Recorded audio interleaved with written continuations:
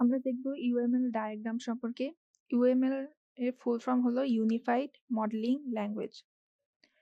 এটা আ কিভাবে আসতে পারে? যেমন আমার UML একটা ডায়াগ্রাম দেওয়া থাকতে পারে, সেটা থেকে আমাকে কোডে কনভার্ট করতে হতে পারে। আবার আমি যদি UML ডায়াগ্রামটা বুঝি, তাহলে আমি নরমালি সাপোজ এই কোডটাকে UML ডায়াগ্রামে কনভার্ট করতে পারব। তাহলে আমরা আগে দেখি যে এটা UML ডায়াগ্রামটা আসলে কিভাবে করা হয়। এটা আমার হলো একটা বেসিক কোড। এই কোডটাকে আমরা প্রথমেই UML ডায়াগ্রামে কনভার্ট করে দেখব যে জিনিসটা কিভাবে কাজ করে। তাহলে আমার ডায়াগ্রামটা বুঝতে সহজ হবে।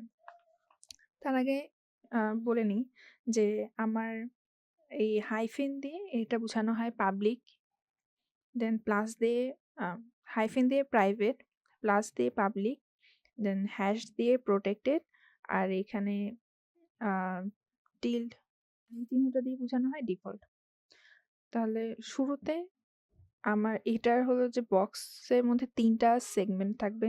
প্রথমটা হবে ক্লাস নেম, এরপরের যে পোর্শনটা এটাতে থাকবে অ্যাট্রিবিউট, ভ্যারিয়েবল অথবা ডেটা। দেন হলো লাস্টের যে পোর্শন এই সেকশনে থাকবে হলো মেথড অথবা ফাংশন। এখন আমি দেখি যে আমার এখানে একটা ক্লাস দেওয়া আছে। এই ক্লাসটাকে আমি এই যে ডায়াগ্রামে হলো কনভার্ট করব, সেটা কিভাবে করব? তো প্রথমে আমার এখানে ক্লাস আমি দেখতে পারতেছি এটা স্যাম্পল। তো আমি হলো এখানে স্যাম্পল নামটা দিলাম কারণ ক্লাস নেম। এরপরে আমাকে বলছে যে প্রাইভেট ইন্টিজার যেটার নাম হলো আইডি। তাহলে আমার প্রাইভেট কি হাইফেন দিলাম, তারপরে আইডি হবে, তারপরে এখানে সেমিকোলন দিয়ে ইন্টিজার, এটা কোন ডেটা টাইপ সেটা বোঝাচ্ছে। তারপরে হলো এখানে আছে স্ট্রিং যেটা নাম হলো নেম।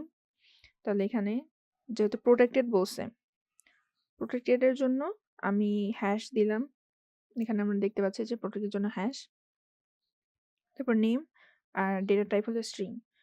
তারপর এখানে আরও আছে পাবলিক, প্লাস দিয়ে পাবলিক দিয়ে অ্যাড্রেস, এটাও স্ট্রিং, আর হলো সিজিপিএ আসছে, এটা হলো আমার ডিফল্ট। তো ডিফল্টের জন্য এই যে এই সিম্বলটা দিয়ে সিজিপিএ দিলাম। এরপরে আমি দেখতে পাচ্ছি এখানে ফাংশনের নাম আছে কিছু। তো এটা হলো যে প্রাইভেটের জন্য হাইফেন দিয়ে আমরা এই যে ফাংশনের নাম আমার এটা। তারপর হলো এটার মধ্যে প্যারামিটার আছে। প্যারামিটার হলো নাম হলো ইন্টিজার, কোলন দিয়ে এটার কোন ডেটা টাইপ, এটা ইন্টিজার ডেটা টাইপ। তারপর হলো এটা ভয়েড, মানে এটা কোনো রিটার্ন টাইপ নাই। তারপরে হলো ফাংশন 1 এর জন্য এখানে আমরা সেম ভাবে করতেছি, এখানে কোনো প্যারামিটার নাই, সেহেতু এখানে ফাঁকা। আর এটা হলো রিটার্ন টাইপ। আবার যখন আমার রিটার্ন টাইপ থাকবে না তখন আমি এখানে ভয়েড দিব, আর এটা সেম ভাবেই হবে। আচ্ছা, এরপর আমরা দেখি ইন্টারফেসের জন্য কিভাবে হয়। ইন্টারফেসের জন্য আমার এখানে এভাবে দেখাতে হয় যে এটা ইন্টারফেস, তারপরে এখানে ইন্টারফেসের নাম, তারপরে এখানে সেম অ্যাজ এখানে যদি কোনো অ্যাট্রিবিউট থাকে বা ডেটা থাকে সেগুলো এখানে বসবে।